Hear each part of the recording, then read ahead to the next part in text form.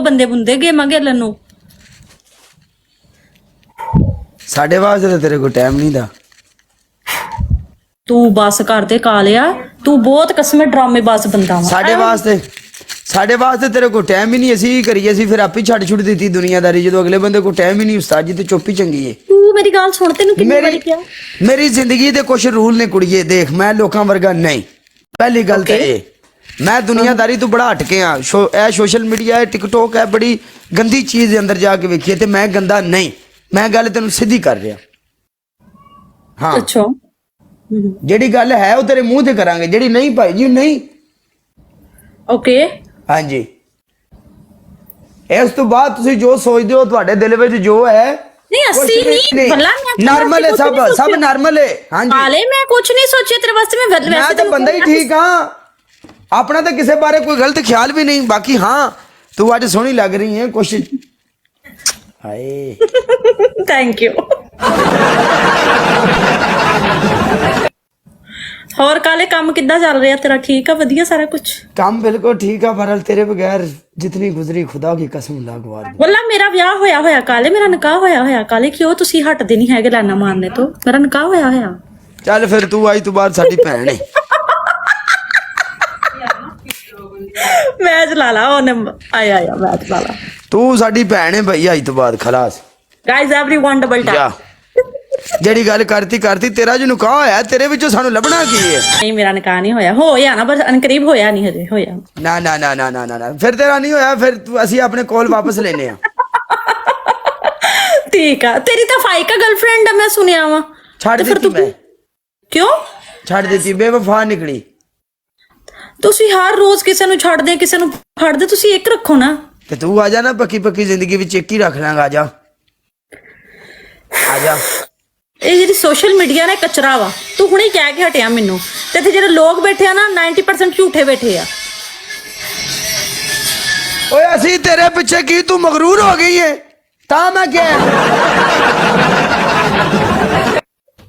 ਨਹੀਂ ਕਾਲੇ, ਮੈਂ ਤੈਨੂੰ ਇੱਕ ਗੱਲ ਕਵਾਂ। ਕਾਲੇ, ਸਾਰੇ ਮਜ਼ਾਕ ਨੂੰ ਛੱਡ ਇੱਕ ਦਫਾ। ਇੱਕ ਗੱਲ ਸੁਣ ਮੇਰੀ।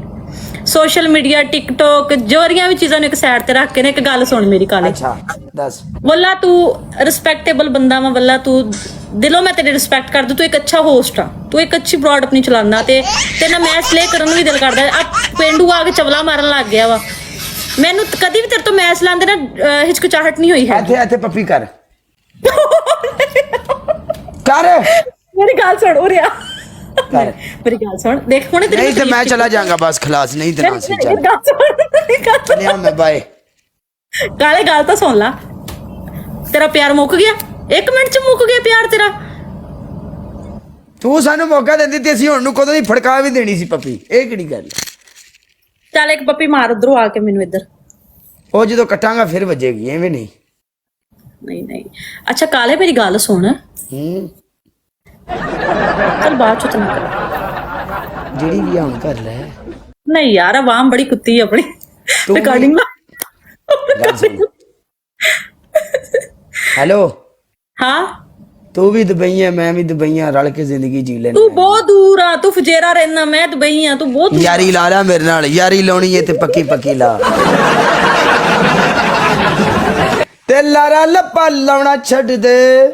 ਟੋਲਾ ਫੈਸਲਾ ਮਕਾਉਣਾ ਚਾਹੁੰਦਾ ਤੇ ਸਾਨੂੰ ਤੜਪਾਉਣਾ ਛੱਡ ਦੇ। ਚੱਲ ਇੱਕ ਮੈਚ ਹੋਰ ਲਾ ਲਈਏ। ਸਾਡੀ ਆਵਾਜ਼ ਰਹਿਣ ਦੇ। ਹਾਂ ਇੱਕ ਲਾ ਲਾ ਚੱਲ। ਨਾ ਅਸੀਂ ਕਿਸੇ ਨੂੰ ਮਿਲਦੇ ਨਹੀਂ, ਅਸੀਂ ਕਿਸੇ ਨੂੰ ਘੱਟ ਮਿਲਨੇ ਆ। ਚੱਲ ਇੱਕ ਲਾ ਲਾ। ਫਿਰ ਪਿਆਰ ਕਰੇਗੀ ਮੇਰੇ ਨਾਲ?